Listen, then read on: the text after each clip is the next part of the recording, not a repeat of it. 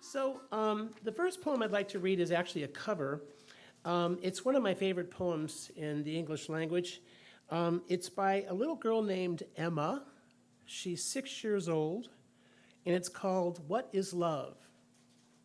Love is when you're missing some of your teeth, but you're not afraid to smile because you know your friends will still love you even though some of you is missing.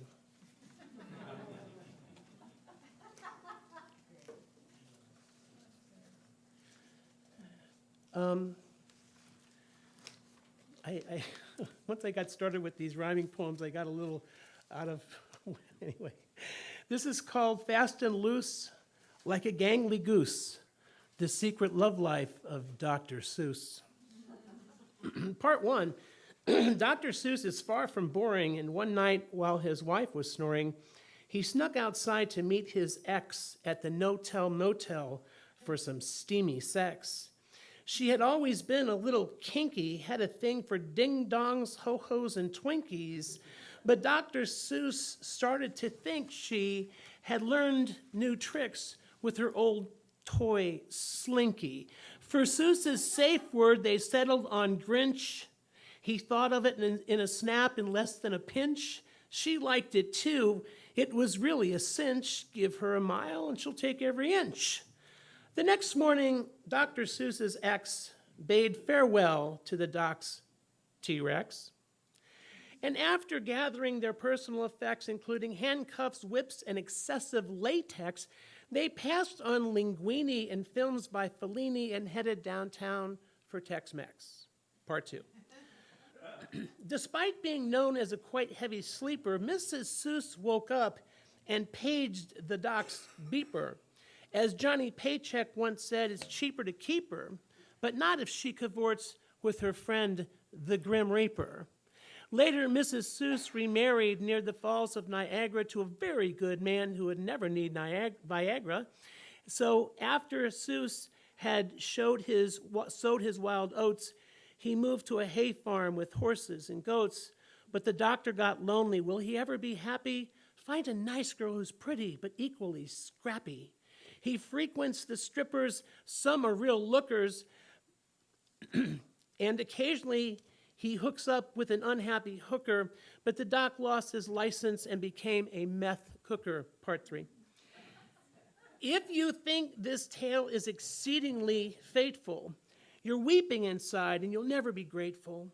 I guarantee, my friend, it's not only you. Cat in the Hat is in the ICU. Sam I Am is heavily sedated, and Horton Who got chemically castrated. Kind of dark. Sorry. Kind of, yeah, right. I left my really dark stuff in. All right, date night. Buoyant optimism and abject despair met at that Thai place in Tallahassee, with Opposites Attract by Paula Abdul playing softly in the background. They agree on date night next weekend to get identical script tattoos on their respective right arms, a cursive design like calligraphy, and because they met in college, they chose a quote by their favorite former English teacher, which goes like this: "It's not the size of the dog in the fight, it's the size of the fight in the dog." They smile and drink their tumblers of Cabernet Sauvignon to seal the deal. One glass half empty, one glass half full. Either way, they're both all in. This piece starts with a newspaper clipping that I read pretty recently, July of 21. Texas officials say semen from an ocelot killed by a motor vehicle near the Laguna Antocosta National Wildlife Refuge will be used to inseminate a female cat and preserve the species. This was in the Fort Worth Star-Telegram on July 21 of 21. This is called How I Saved My Species from Extinction.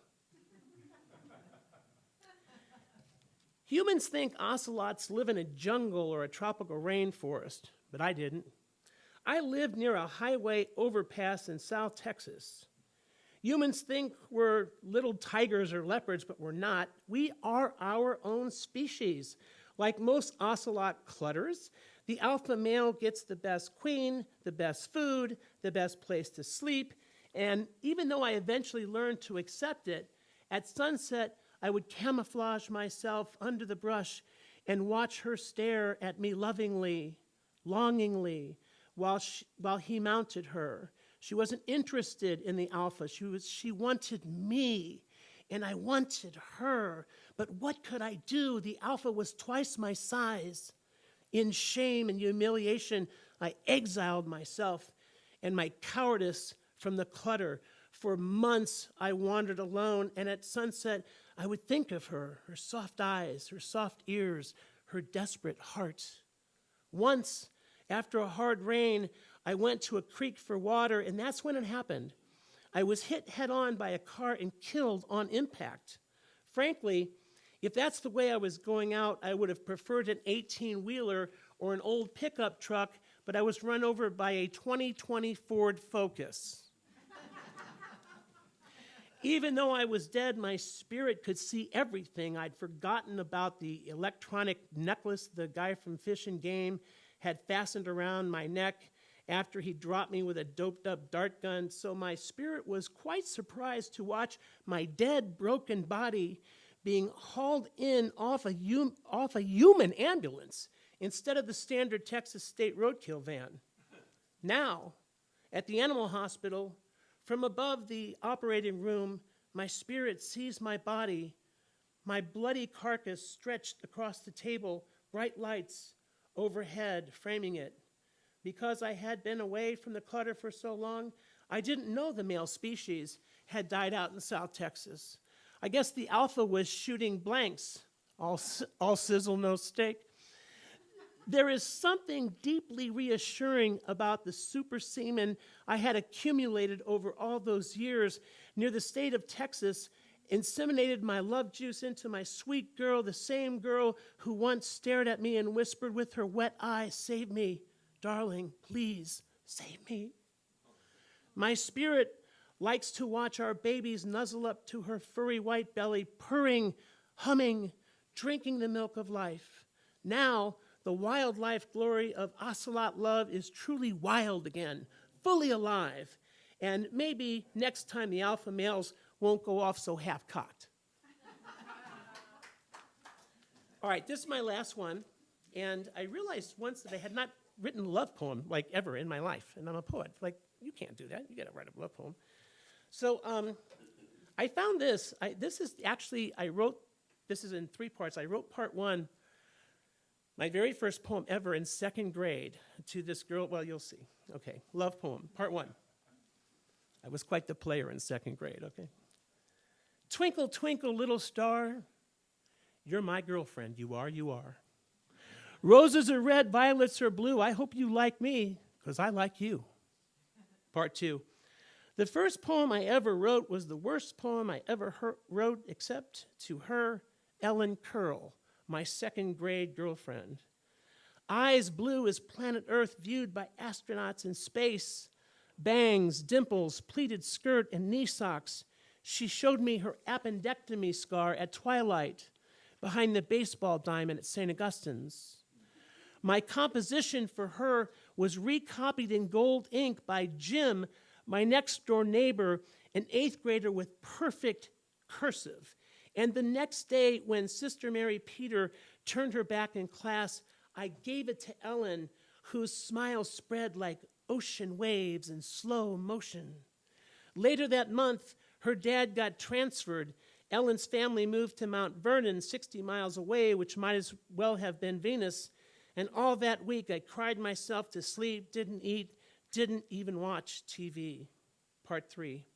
This really happened, this part.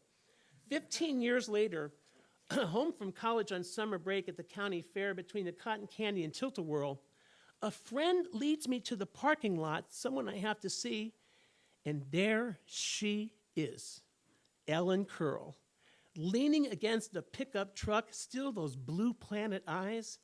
Hugs, small talk. Remember second grade? Just before we leave forever again, she says, wait. And from the darkest regions of her wallet, she pulls out the poem, the love poem in gold ink, paper tattered, yellow as a harvest moon. And it occurs to me in the parking lot, alive with rainbow snow cones and blue ribbon chrysanthemums, that I may have actually peaked with the first poem I ever wrote. An astronaut on a mission, planting flags and stomping around in the chalk dust of a twinkling little star. Thank you all. He's a community poet, Alexander Smith, and been writing since the mid-1970s. He's old. And a long-time participant in open mic venues and North End Forum, blah, blah, blah, blah, blah, blah, blah. Sit in with the 52nd Street Band. He got his bachelor's degree from the University of Spoiled Children, USC, down in Southern California. Got his master's degree from a college in San Diego that has changed its name 3 times and now sounds like an insurance company. His poetry's all right, and he plays some harmonica with it and lived in Seattle for 35 years. I couldn't have done it better myself. By the way, if anybody, everybody's seen the Western Washington Poets Network? I'm going to pass it around. If you take a picture, I have 2 copies. I have more. It's pretty cool. I'll pass it around if you want to keep Yeah. it, if you don't know about it already. The folks who put it together really done fantastic work. Yeah. Pie. I know a lot of you know Christopher Jarmick, and for a long time he's been saying poetry is everything, which is the acronym for PIE, or the acronym PIE is for. So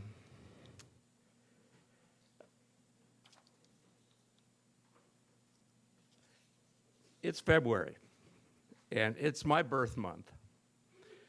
We have any other February people, any Aquarians here? Good, okay. This is for you and for us. It's obligatory every February I read it. It's called February the Runt. So after December had skipped along brightly, as it does, with colored lights and holidays, past that old exhausted nag of a November who lay collapsed all cold and gray in her field of gloom, I counted out a date across the months on my fingers, as one used to do. 30 days has September, April, June, and November. All the rest have 31 except for my boy February, which has 28. Go figure. Every 4 years, they give dear February a 29, and then take it back. Who did this? And what were they thinking? I mean, couldn't they have just clipped a day off a couple of those adjacent bad boys who could easily cough up their dangling 30 once? And then with the aid of this donation, our dear February would be able to stand up on his own hind legs with a solid 30. But no. February, my birth month, and some of yours, must forever remain the runt of the year. This truncation, a turd from some inscrutable past like the Electoral College, the spelling of through and cough and slew and enough. Yes, I say enough. High time for reparations. Give to our dear February a 29 and then a 30. Take these days away from his bloated neighbors January and March. Thus, following a triumphant December 31st, you would have a solid run of triple tens. January, February, March, and April 30th. Solid, sufficient, logical, fair. And what of that leap year day that flies around every 4 years like this one. Well, give it to February as reparations. February 31st. Hooray.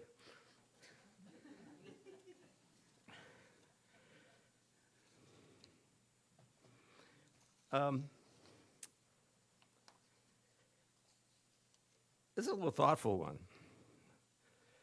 And just to prove to you that I don't always do stupid shit. This is recent. Blue. I just spent 2 days with my son who lives in Portland, and it was really sweet. He's 32 now. This was written about a time in the past, quite a bit. As the sun tips and flirts with the blue horizon, the trees and road signs flip past the car window. The boys tell me about the crows they saw on the petrified trunks by the gorge. And thrilled by their wonder and excitement, I let go of the fear I had as they had stood near the edge playing with fear, turning their backs to gravity. And now wrapped in the slipstream of our winding down this road as the headlights now raise the bright yellow of the lines which lead us toward home. This is my memory. I wonder what is theirs. As they are now catty-corner around the country, their stars flung as if by the arms of a galaxy out to the edges and beyond.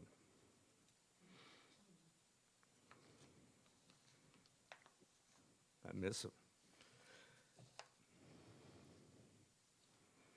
In my work, part of the introduction I forgot to put in there is that I'm still working because I'm paying for a misspent youth, which was deliciously misspent. So I work with components, industrial components that are made out of metal, and once you start working with different metals, I don't make them or engineer them, but I do, or I'm involved in the design and the sale and all that. So you begin to see alloys.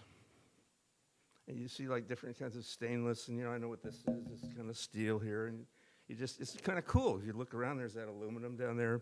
I can tell you that's 43, 41 or something.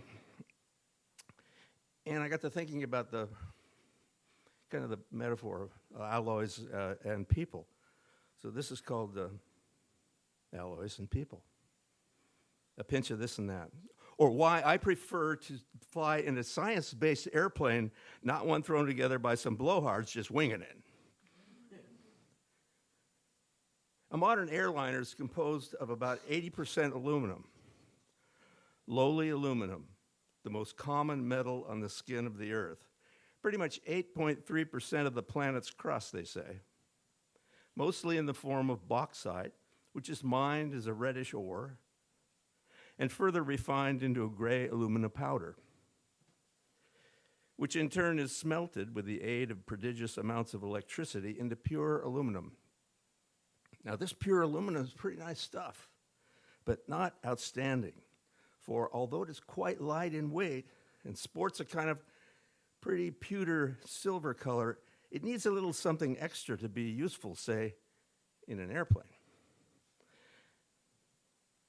So you add a little pinch of this and that, a little copper or manganese or magnesium and zinc, even silicon, chromium, or even bismuth, and you get what's called an alloy, each with its own array of attributes, strong or hard or corrosion resistant or formable or weldable or suitable for casting. But not one of them has it all. There are, in fact, 7 series and more than 200 specific alloys of aluminum. Turns out this diversity is just the kind of thing you need to make your airplane. A pinch of this and that. There's some that's great for forming fuselages and wing skins, but doesn't weld so good. Some are great for cowls and baffle plating. Others strong enough for aircraft structure. So there are trade-offs, each alloy tailored from years and years of material science, and each performing its chosen task in the symphony of structure. You make a superior plane with a pinch of this and that. Likewise, I prefer my people, some with a spoonful of iron for spine, some a pinch of chrome for shine, maybe a sprinkle of magnesium for fireworks, some with copper for electricity, sweet lavender for kindness, some colored milky white, like the sauce on my pollo a la crema, some brown like steamy mocha, some dark like the finest chocolate. I prefer my groups and teams diverse. Select a person who has a pinch of this and another with a pinch of that, and you make a village like that, and you stitch together a society that flies with a pinch of this and that.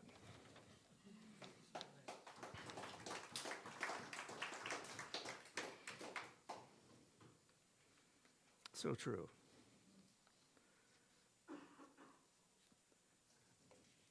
I had a poem published recently. It's in the Grizzly something or other. It's somewhere in the Midwest. It's called Unraveling. It's not a love poem. It's the end of a love poem. A decade ago, my ex-wife asked me to try on the sleeve of a sweater she was knitting. She shimmied the arm up, turned it round, and spotted some error in the stitch.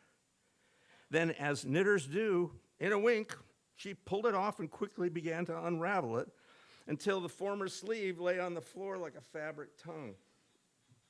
As always, I was appalled at the speed and violence of this rending. I would beg her, please, can't you do something? And eager to get it over with, apparently without anger or remorse, she finished the unraveling so she could begin anew.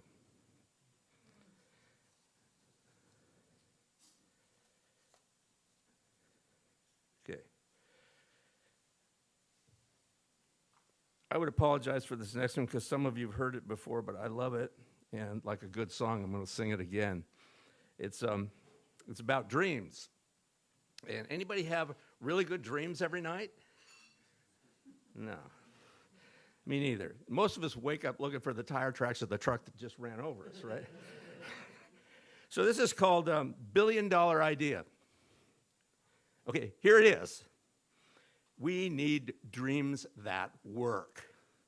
Dreams that solve problems, help you work better, resolve emotional conflicts, and propel you forward for 8 hours, give or take, every night, our brains dish out twaddle. I mean, couldn't they just take us on a nice vacation? I used to have dreams like that when I was a kid, and every night I would look forward to one and choose one from a drop-down menu and just jump right into some cool action movie where I was, of course, the hero. But now, as adults, we get something else, right? You know, those clunkers where you're stuck trying to close an old rusty car door that gets more unhinged as you try, and you end up unwinding your sweater sleeve to try to tie the door to the side of the chrome strip and the side of the car, but it swings open and a stack of Domino's pizza boxes slips out onto the Walmart parking lot, and you hate Walmart, and one of them you've just bought the exact number required for an office conference room of disagreeable people who for some reason you must please, and who will be evaluating your performance on this task. And then one of the pizzas slips out of his boxes onto an oil spot, and then on the asphalt, and it has oil on it now. But there's no time to get a new one. Besides, you only have Romanian Romanis in your pocket, which you can't get your hand in anymore. And anyway, you would have to go back through the Walmart where for some reason they've dropped the ceiling down to 5 feet. But you try anyway because you're a good soldier. Then you get caught in the clothing racks where you wake up feeling like a family of raccoons has been going through your things. So instead of these stupid, soul-crushing dramas, no doubt dreamed up by your subconscious to wake you up so you don't pee in the bed, why not a dream that works? Why not? I say that, say it works through the steps of painlessly hook up your printers or your Wi-Fi after you made a perfect cup of coffee.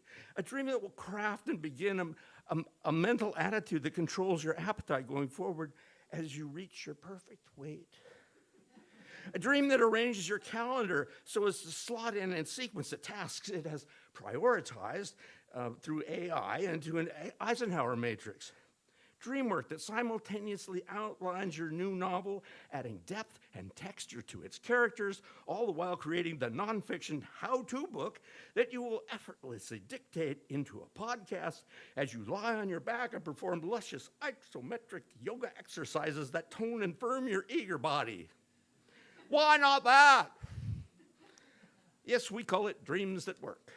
Yes, sculpted through a process of brain alignment achieved through a 4-week series of treatments at one of our AI-driven brain alignment centers, run by fabulously good-looking and well-adjusted technical professionals.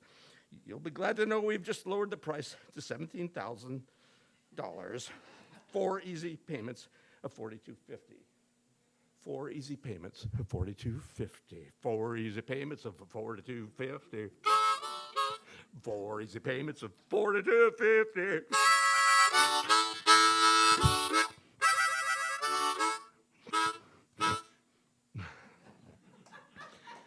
And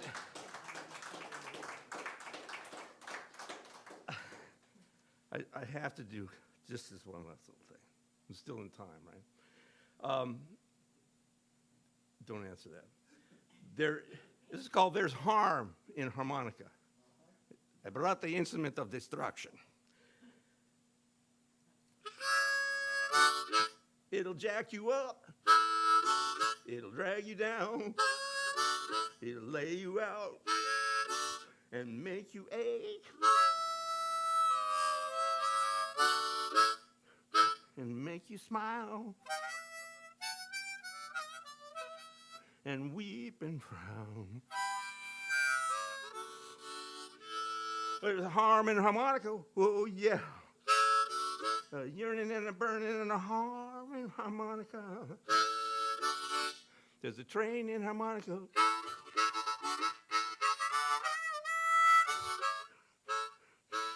There's tension in harmonica.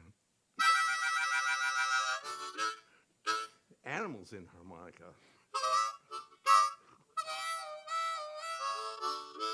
And a police car in harmonica. There's even a pirate in harmonica. There's a scandal in harmonica.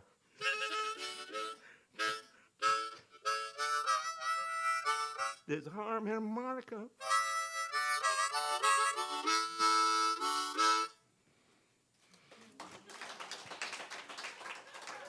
If you're looking for a bathroom in a dream, you'd better not find one. That's a 17-syllable poem, an American sentence. I write one every day, and I'll have some tonight, and I'll explain why in a moment. I'm delighted to read here. Leopoldo does such good work for the literary community. It's really a blessing to have this place and have it done so well and with such love and openness and acceptance. I'm going to read mostly work that's been either published or written in the last, I think, 2 years. This is older stuff, but it was published by Kuhn Woon's Goldfish Press 2 years ago. Haibun de la Serna. There's a copy underneath the sign-up sheet if you want to take a look at it. And I'm reading from, like I saw Mike with a 40-point font. I'm reading from the bigger version as well. These are haibun, this is a Japanese form, so dense poetic prose and a haiku-like moment. This one is called Polonia Tomentosa. And like all the haibun in the book, they have an epigraph from Ramon Gomez de la Serna. His good day was always overcast. And yes, he was from Seattle. And yes, the sun was shining that particular Friday in the season of lilac blossoms and full bloom empress tree, princess tree, Polonia tomentosa, stolen from central and western China, but an invader here, loving the lack of competition for what sun there is, shaping purple hanging bell blossoms and leaves in pairs. We sit under it, take photos, are there if we think about it, Lakewood Park. And by good day, he meant in Seattle nice, courtesy, and not much else. We'll wait for your street crossing, will not honk. A city of the mind, a city of geeks. People here totally blow you off, the newcomers say in the Times. But not at the stop sign beyond the Empress Tree. Not at the four-way stop where you go, no, you go, no, you go, no, you go. And the guy from Chicago goes, knowing your M.O., knowing driving the car is personality enshrined. And overhead's a helicopter sharping for dark-skinned shooting suspects. And here the anti-capitalism Mayday riots, only 3 businesses with busted windows. And here a view of deep Elliott Bay, Azul, under snow-capped Olympics seeking a hearing. Good day, always overcast, always an undertone. Somewhere the intimacy's obscured. Some know the names of dogs at the dog park, but not the ones the other side of the leash. Not the neighbor's name or wife, but their latte order or Wi-Fi signal and how much in their compost bin. Is it the weather? Topography? It is a social script that leads to alienation, but Emmett Watson didn't want you here anyway. And you can't make a left on Denny at 1:40 in the afternoon, and bike riders forgo single file just to hack at you and your humongous carbon footprint. In Slaughter, I once saw a yard sign that said simply, vote no. Can whip it out for any election. Vote no. Democracy easy as yard signs and being against. Just put a line through it. Easy as stopping for one pedestrian or take a pill or cut it out, or the bombing starts in 5 minutes, or the settler prehension a century after the perimeter's secured. And yes, the sun shines that particular Friday, the season of late magnolia blossoms, of English heather or Scotch broom petals sticking their heads out of leaves this side the highway, season of lilac blossoms, and the full bloom empress tree, princess tree, Polonia tomentosa, stolen from Western China, but just an invader here, like you and me. All right, thank you.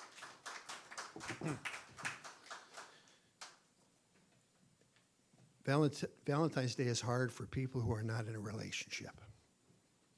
It's like, oh, this lovey-dovey crap. I don't want to hear about it. I'm staying home tonight.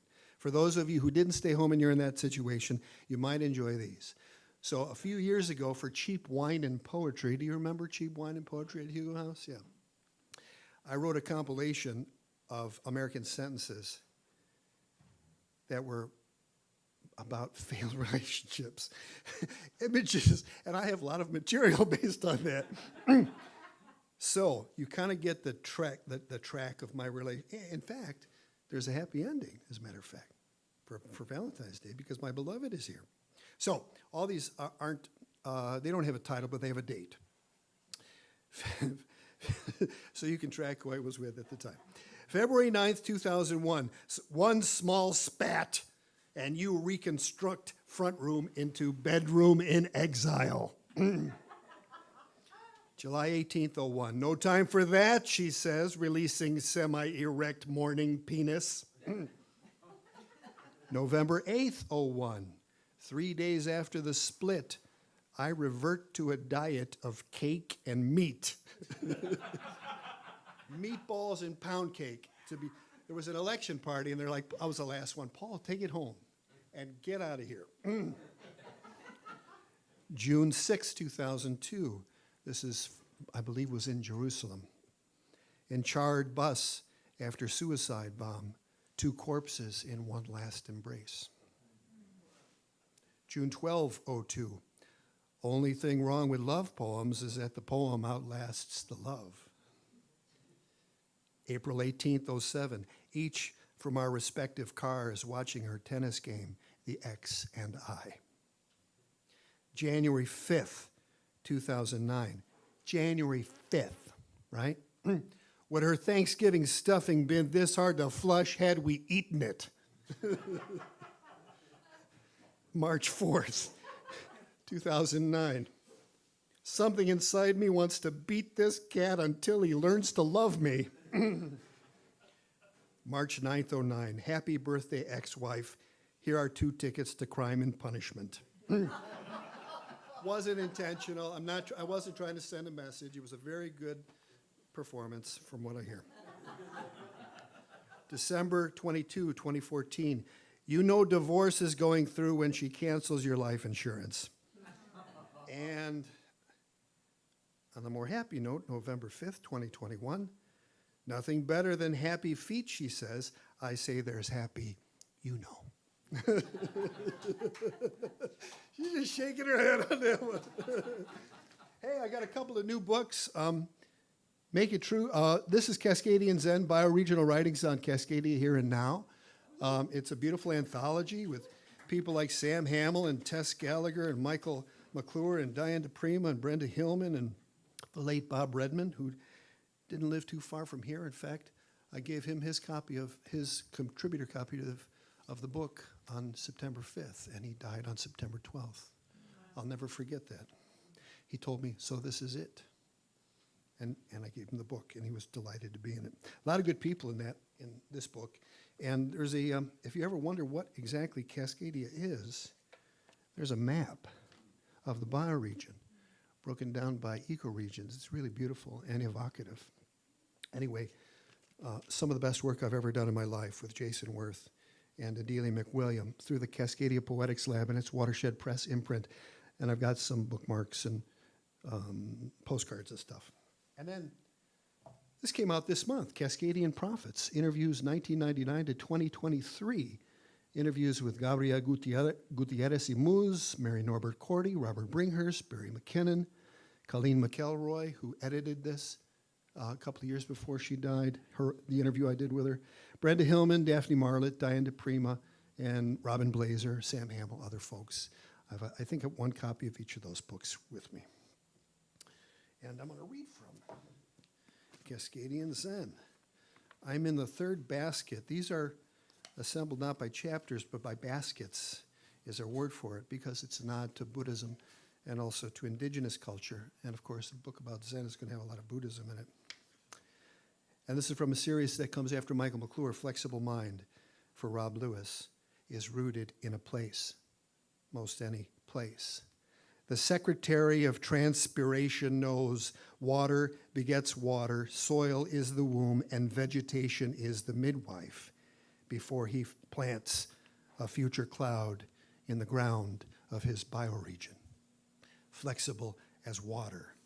Savvy as the crows ruin lawns with beaks hunting European chafer beetle grubs. Crow sushi. Wily mind. Flexible as a crow. Do they tear up the lawns in this neighborhood, the crows? Maybe they're doing a good thing by aerating it, but people who like their lawns do not like it at all. From the Postcard Fest. If you haven't heard about the Poetry Postcard Fest, I have some bookmarks there. This year is year 18. You get on a list, and on the 4th of July, you get a list of 32 poets and names and addresses, and you have till the end of August to write them an original poem on a postcard. Zach did the coolest thing this past year by measuring the tide and making his own cards. Really, really gorgeous. I made my own card after Michael McClure died. During the pandemic, we extended the Postcard Fest because no one could go to these things. So we said, well, you can send postcards. So this one is called Postcards from the Pandemic, Rebellion Reason. He liked to call himself the Rebel Lion. And then you put those two words together and you get rebellion. And this epigraph from Michael comes from his practice of the Latihan Kejuan, a spiritual exercise that came from Indonesia. If his eyes were not already closed, the pleasure would shut them. He has allowed his consciousness to become a blank field. And so goes the rebel lion, rebellion, on surrender to the great life force. And so goes his one last act of mammal patriotism, splash of Johnny Walker Black on his lips. This is reason, but so is grrr. Michael did this thing called beast language, so he included words like that in these 99 ghost tantras that he wrote in the early 60s. And I'm going to end with something written today from our house on Lake Washington that I share with Bhakti Watts, my beloved, Casa del Colibri. And this has a couple of quotes from Dogen and one from Michael.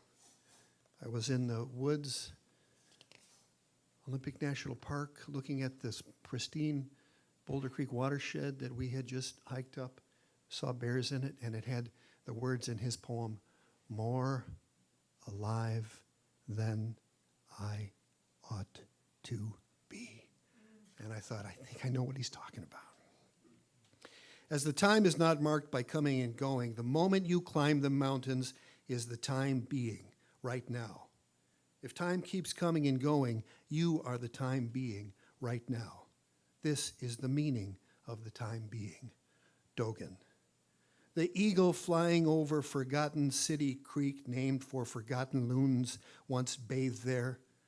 The Nagchampa dupe incense burning at the stump altar. The rocks and fresh water clam shells. The kingfisher who grants one quick greeting. The white-crowned sparrow enjoying moment of soft rushes. Model for you, the time being. You are, as time has not swallowed up the moment you understood you were, more alive than I ought to be. Overlooking the ancient pristine valley of cedars and hemlock and a creek named for boulders. A moment you can't simply polish off your boots. It exists as you do, as the time being, Dogen noted.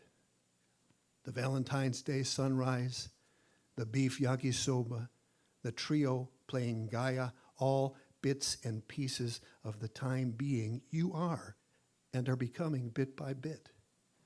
Yesterday's time and today's time do not go away, but are swallowed up and spit out by the time being, Dogen says. These are clues Fehu and Eagle attempt to bring to your attention. Clues clear as companions and train horns and devotion. Permanent as a Gary Peacock bass solo. Empty as full actualization. Slick as a goose landing onto a calm Wednesday lake. Simple as a dried imported rose on a lakeside stump altar wafting Nagchampa. Thank you.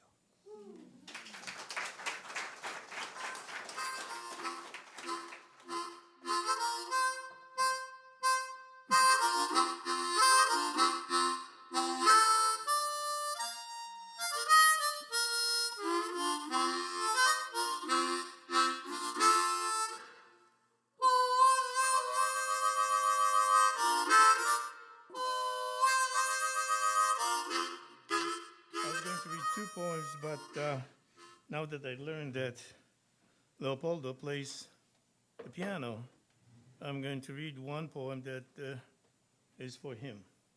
It's titled Mr. Piano from my Mozart series. Mr. Piano was so discreet, he didn't know he had 3 feet. His feet were mostly underneath, which for him wasn't beneath the high standing with his other legs outstanding, but a butt of many a joke that his third leg always provoked. Provoked, Mr. Piano would sigh, shed a tear and sickly cry, touch the keys and search the sound his piano soul hasn't yet found. Then he would lean on his third leg, standing out like a wooden peg, lower the lid, gently drop the fall, and quietly sob in C-moll. So that's for you, Leopoldo. My wife just came back from a barber, and she was sporting a new beautiful color, hair color, something between blonde and light brown. And a discussion ensued, and she asked me if I was going to commit.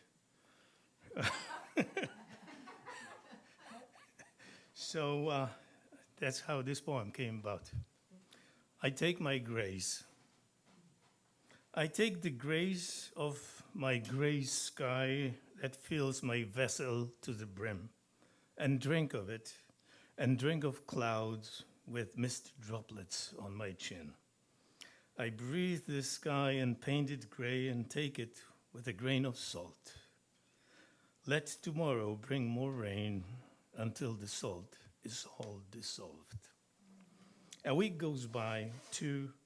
Sometimes I drink it gray. It's fine with me. And then a thought enters my mind. Whenever would you rather be?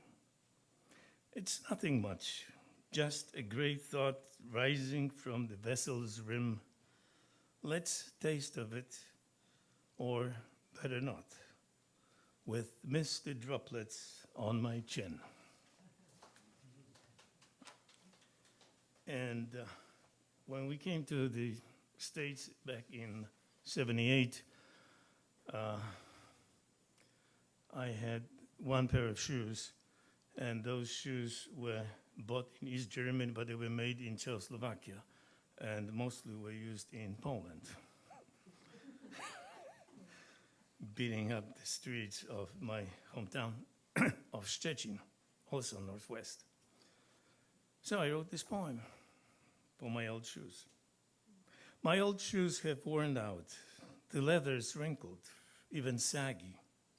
They've lost their luster, developed indifference to polish. For a Polish person, that's really hard to take. Their paper-thin soles diminish my stature. They take on water. I should be glad to be rid of them, and yet I hesitate. Is it because they still offer that familiar comfort I'm so used to? The toes don't crowd. They spend long days resting like untouched piano keys. They don't tread on heels. They slide in and out at will. My old shoes hang on my feet by force of habit. Is it because of the steps we've made, things we've stepped in, kicked, squashed, tripped over? My old shoes are always ready to go one more mile. They receive my feet with a quiet joy as we go for a walk. One more time. My name's actually Michelle, and I'm reading for Jennifer tonight. The preamble is that, from Jennifer, I lost my normal voice 10 years ago. I can't project well, and my voice is raspy. It does a disservice to my work and my audience. So Michelle Kohler, my kind neighbor who drives me here, consented to be my medium. I placed my hand on her shoulder so I can transfer Jennifer vibes to her delivery. Okay. This is called Notary. It was written by Jennifer Carrasco in West Seattle in 2023. A week after the funeral of my third husband, the angels appeared in my pine trees. I noticed them when I would go out to get into my truck. They glowed in the pre-dawn dark like phosphorus torches plugged into the branches of the pines. They sang to me in angel Esperanto.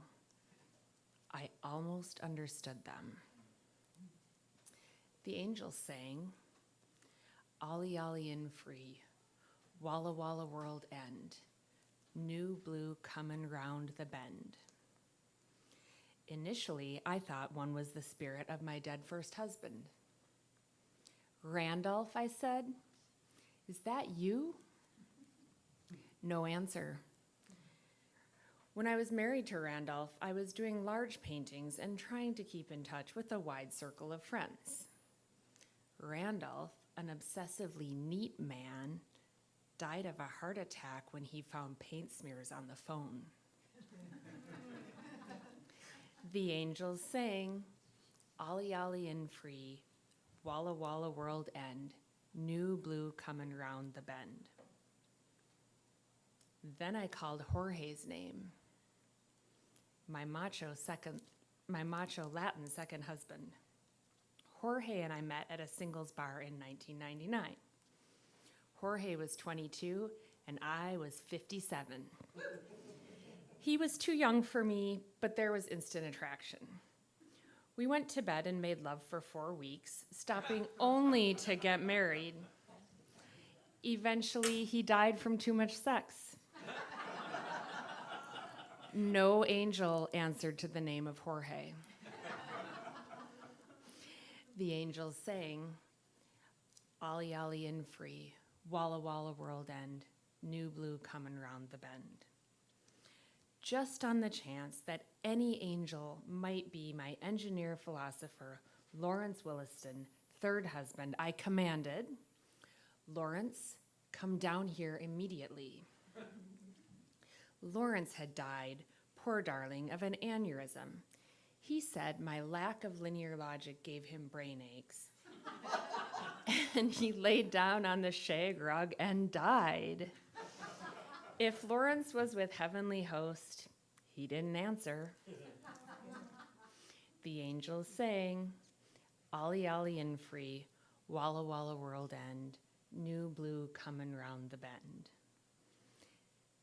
The angels then flew down in orderly rows and crowded into the back seats of my Nissan Deluxe King Cab pickup.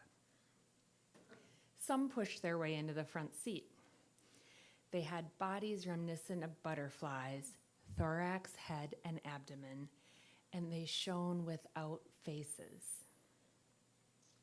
Their wings were of clear celluloid feathers with hairy light fibers racing along the tips. They smelled of rose geraniums. They sang, "Ollie, Ollie, in free, Walla Walla world without end, new blue coming round the bend." We drove to Westlake Plaza. I found a parking space, and we emerged to sit by the fountain to watch the pigeon electrocution. There were few birds by then, except pigeons. So pigeons lined up along the wires overlooking the square. Once a week, corporations would assemble crowds, gather musicians, and turn on the juice.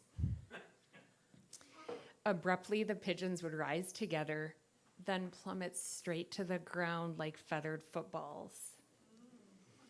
And the angels sang, "World without end, amen, new blue coming round the bend."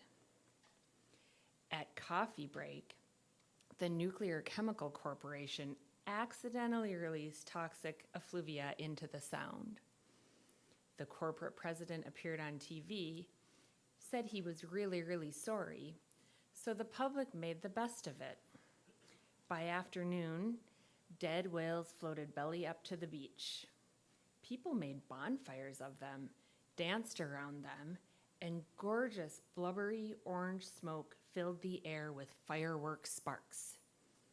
The angels sang, "World without end, amen, new blue coming." By 4 p.m., Harvey Pendarvis, working late, carefully slid the last thermoplane of glass into the last window of the last new home in North Seattle. The weight tipped the continental fulcrum, and Seattle started, gently at first, to slide into the Puget Sound. The city, the mountains, and all the National Geographic stored in attics slipped into the bay. Soon the land on the other side of the fulcrum, the Great Plains and the Smokies and New York, sank into the Atlantic. The unbalance toppled Europe into the ocean. Russia and China followed, as well as India and East Asia.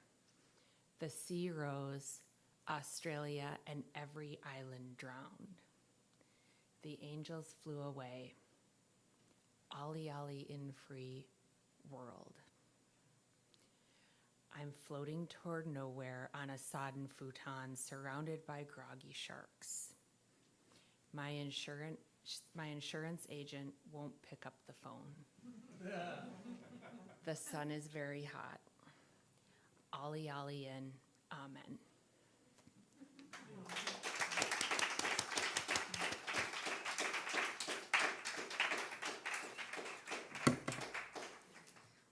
now this is Michelle reading Michelle's poem. And I've not done this since I've been required to do this for a class, but I'm glad there's a professor here and the rest of you seem to have a good sense of humor. So thank you. Thank you for allowing me to be part of this. Watch for elk. The familiar road winds through a forest, along white waters, climbing gradually through tunnels of trees rich with moss and dark with shadows.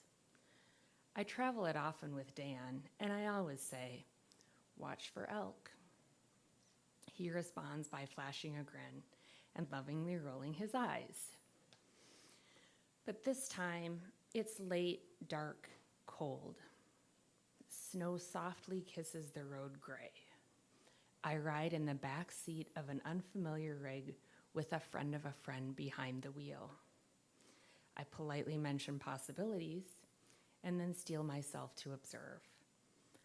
I've been mentored for this, watching for the grasshopper, kingfisher, ruddy duck, ashbee, and more. The road could be slick, and the headlights alone don't reveal traction. We travel on with small talk and anticipation of cozy beds at the cabin. But soon, I catch a glimmer, an apparition. Mind and I momentarily question if dim shapes exist ahead.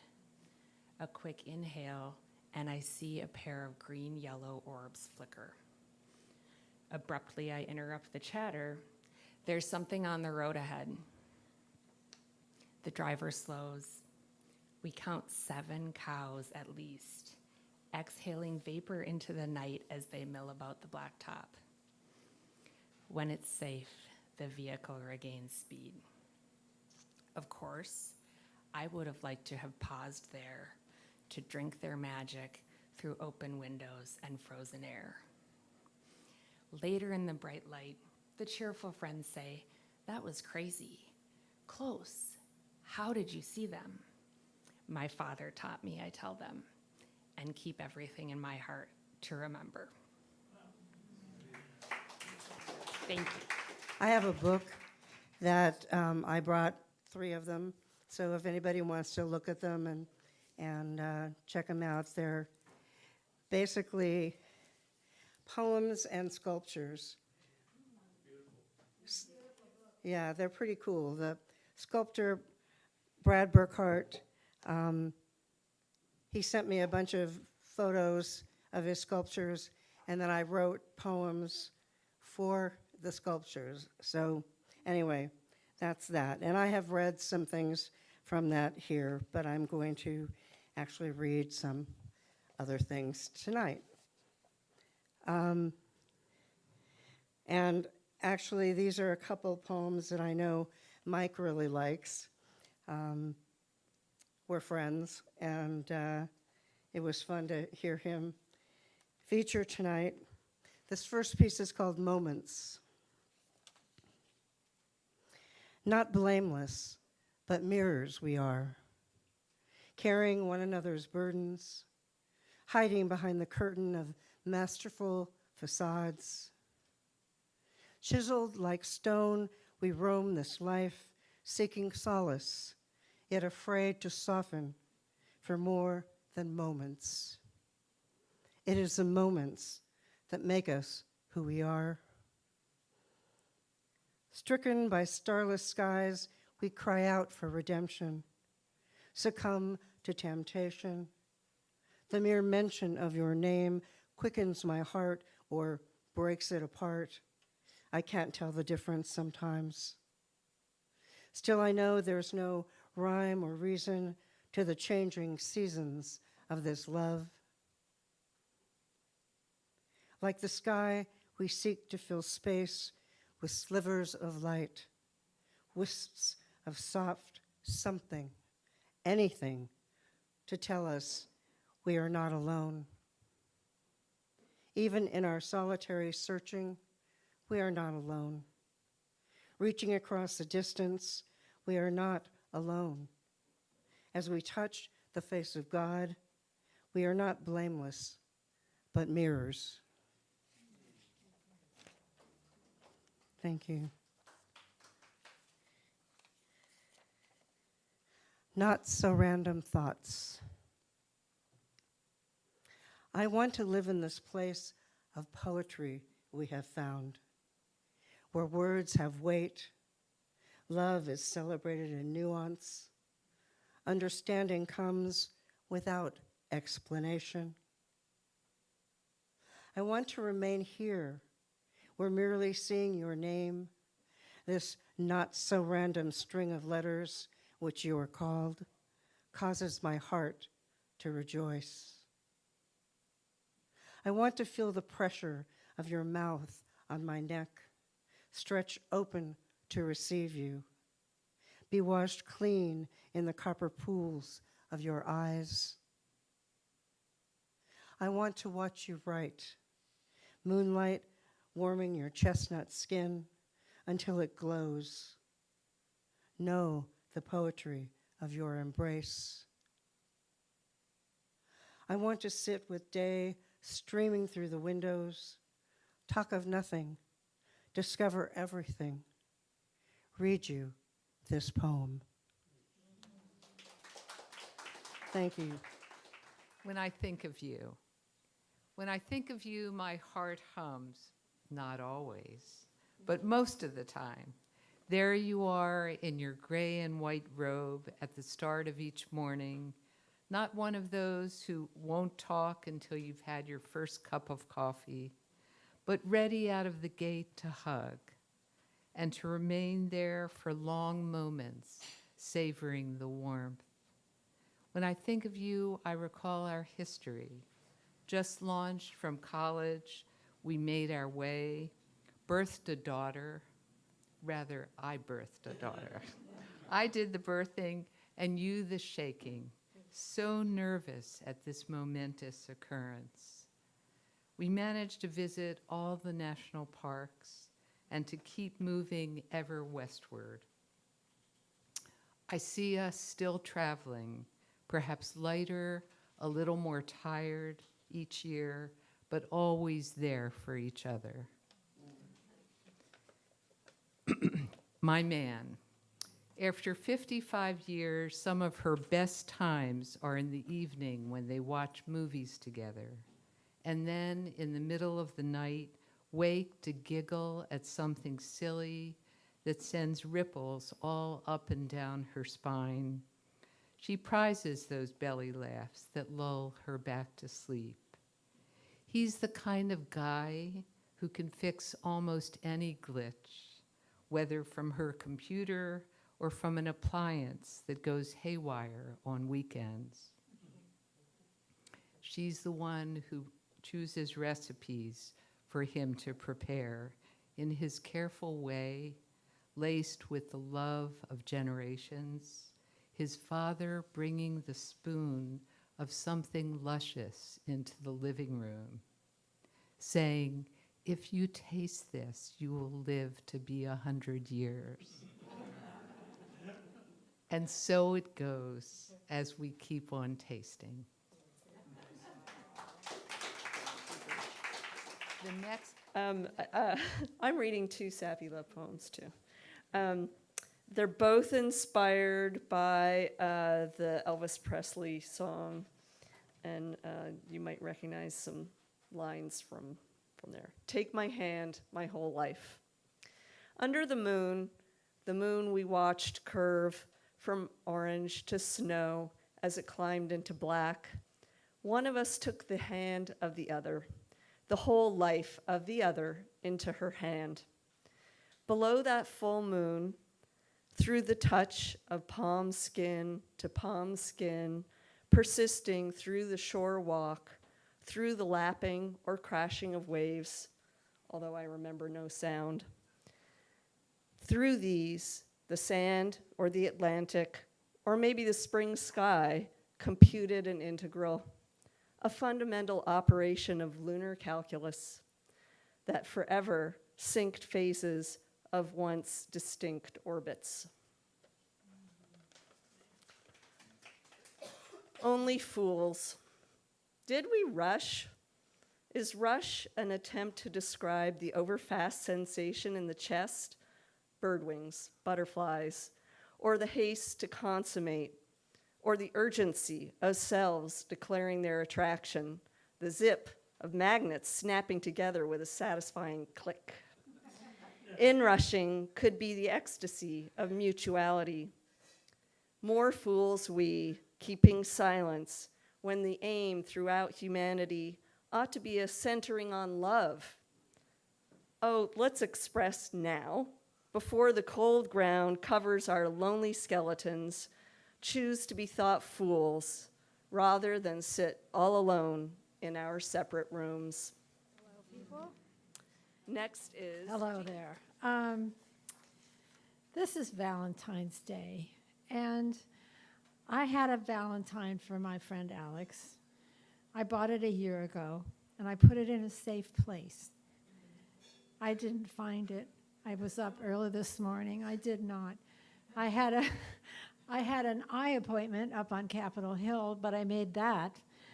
And I was gone about an hour and a half, and I got back to the house, and I quietly opened the door, and there was a card, handmade card, and it said, "Open, find old 12." And he had little hearts cut out, and they were stuck all over the house. So I started to collect them. They were in everywhere. They were on my computer. They were in the bathroom on the toilet seat, which, I mean, everywhere that you would, yeah. So Alex he's like Charlie Brown. He didn't get a Valentine, but he gave a good one. Not too late. Oh, I know. I'll find it on 4th of July. That's when I find it. Okay, this is called, I've read this before, so we're talking about love. This is called Grandfather Time. Begin at the center of the keyboard. A white key my piano teacher addressed as Mother C. She transformed time into a sound. I have another way to hear time. It emanates from a miniature clock that had been perched on my grandfather's desk in the living room of an English-style cottage that sat on sycamore-lined ends of Old Mill Road in Pasadena, California. I would practice there for hours, interrupted every 15 minutes by da da da da da da da da. Westminster Gnomes. Each chord becomes entrenched into my life, much like my finger muscles as they tried to learn Moonlight Sonata without making a mistake. That was then. Now my life takes on a magical dimension. Returning north to live with a lover, from 2nd grade I've known him, in a place not far from where I was born, down the hill from once was Maynard Hospital. It's no longer there. In Seattle. I was a war baby. My father flew PBYs out of the Aleutian Peninsula. I ask you, my love, I would like to sleep and keep hearing my days turn into tomorrow with the sound of time every 15 minutes. Da da da da, da da da da. Without the da da da da, I cannot keep time. The sound mimics how deep our lives have grown into a plethora of time-honored memories between you and me. I ask you, my love, may I bring my da da da da with me? To sit in a place you asked me to share? We can count our time in notes from 1 to 12, all in the deep notes of our lives. Da da da da, da da da da. Westminster time, time we can now count as one. The weight is sometimes a torment, endangers health or restricts movement, but it's mostly of little moment in life's overall contentment.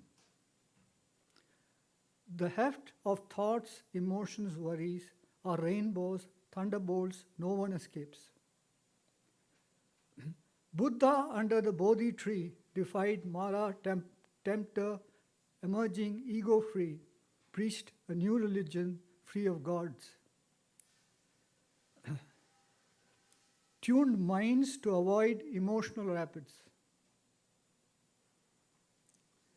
Minds steeped in shunyata, nothingness. Minds not seeing or hearing, lost in an abyss. Instruments that are overwound cause shrill notes to sound. Buddha, monk, guru, pope, or priest, who can predict a mind burst? A dollop of ayahuasca causes conscious dreaming. Research shows, its insidious pleasure postpones awakening. Research shows ayahuasca contains DMT, which induces chaotic brain activity. A broken mind drifts like a balloon, unable to steer in any steady direction, on a bucking bronco, astride, helpless, till cured by a physician's magic potions. All right. Now, as some of you may know, this is actually personal experience, just generalized a little bit, but that's what it. All right, and this is in a lighter way now. It's called Folly. Desiderius Erasmus wrote in Latin in praise of folly. 500 years ago, the church providing folly gratis. Stone the blasphemer was not the hue and cry. Okay. Erasmus prefaced it with excuses that everyone was foolish, sometimes less, sometimes more. And he spelt the more, M-O-O-R-E, which is, Sir Thomas More. Besides, it was in Latin. Only studious schoolboys had grown up enjoying it. For these, the fun was on everyone. Now all is in English. Everyone reads, few understand. Folly is everywhere, there's no reprieve. All right. So a couple of weeks ago, I took a challenge from Paul Nelson to write for the bulk of a day. And so on February 2nd, I started writing at about 5:47 a.m. and wrapped up shortly after sunset. And so I'll read a little bit of that poem. It's called In the Belly. It's an Imbolc day song. First, a word, an utterance I am committing to paper. It all begins here, the dark soup where all things are at once and aren't. I sit here and wait for it, that radiance of source, the sun, to give shape, make once again the red leaf maple, the grass soaked in this Salish sea season, the soft ground water pooled even on asphalt, evidence all is washed, is sacrament, waiting to be lit up. O Proserpine, stir the cells within, begin that slouch toward the vernal, build that pattern that connects us all, the fruit of the vine, the holy blackberry, the ant, the spider, my mangled toes out of joint from this disjointed living we call modern. Teach me to see the living in the dead, the dried and rehydrated coffee bean. My body is reworking even now into the movement of my hand, this plastic tool between finger and thumb. That oppositional technology extends the hominin, part dinosaur, part bacteria, part transmigration of soul matter. Come, Proserpine, come, Bridget, let's turn this imbulk wheel. Oh, root animal I am, let's crawl toward dawn where I can test this existence, this being in the light, incarnate, oblique proof I am alive again and again. Hi, everyone. I'm the last one up. So this is us for the night for Valentine's. I'm going to start with this. Do you mind filming it that way? You could stop it and start it if you wanted to. I'll look at it later. I just find it works really well on YouTube if it's in that orientation. I'm going to move around a little bit. I know, it happens. I like it. You'll be fine, Alex. Bali is Swastiastu. Typical Balinese greeting, an offer of well wishes. Bali is a water garden, an island of rice and flowers where sidewalk walking is an extreme sport. Scooters whiz by and cars graze elbows, beep beep. Where all-seeing macaques are unpredictable, teeth bared, some bite, and most are horny. Bali is bending body and changing minds. Smiles are warm and genuine through dark eyes. Hand tools dig in dirt and pick at rock. Carve the beautiful quotidian from an exotic ancient art. Bali is food for belly and soul, dishes of color, arrayed on banana leaves, aromatic mint sprigs on the glass, where bathtubs outnumber homes and every home has a temple. Bali is puja offerings with incense, with a ceremony for everything, asking for, praying for, wishing for, seeking for, hoping for. Temples outnumber homes, and every home has its temple. Bali is dusty Kintamani dogs lolling on thresholds, mutts laying by roads, all barking to hear their voices as meandering cats go about mousing, meowing. Bali is trying on a new tongue and rolling sounds over it to produce new symphonies of gratitude. Bali is waiting. It is patient and curious. Dragon fruits, fuchsia drapes lips. Turmeric stains the fingers. Bare feet, sticky skin in sub-equatorial burn. Bali is practicing English with hesitation and serious giggling, while twilight swallows and midnight bats swim and dive through the air along dangling telephone lines. Bali works. Bali plays. Bali is.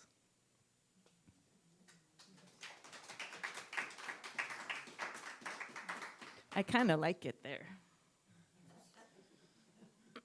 This one's in honor of those who are not with another on Valentine's Day. This is called Ours Alone. Did I do it? I think I did it. I've been too bold again, haven't I? When I casually dropped how I longed to share an intimate relationship with someone again, I wasn't being very casual. Maybe I shouldn't have mentioned how even though my plumbing works perfectly fine, I'm too young to call my vagina plumbing. Whose word is that? or how I haven't been, pleased for a while. See, I've been working through some traumas for 4 or 5 years. Later, as I dared to be bold, I asked if you'd ever thought about me as half an us. And your, A-frame hug and pats on my back needed no words. I know it will happen again one day. But when? It seems my me is too much maybe for your you, and that's cool. Without recoiling in shame, I say I'm okay with that. It's me I want in the end. But for now, I'm happy you're standing beside me en ami.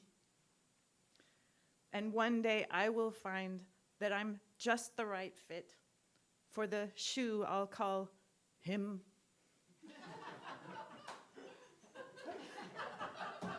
And he will be so fine for me. Supportive in the arch, snug across the top, lenient in the toe, heel height just right, won't make my spine hurt. I believe our lives are meant to be shared and be sacred, to be truly ours alone. How do humans ever find each other? They do. I know they do. We'll share ours alone, only not with each other.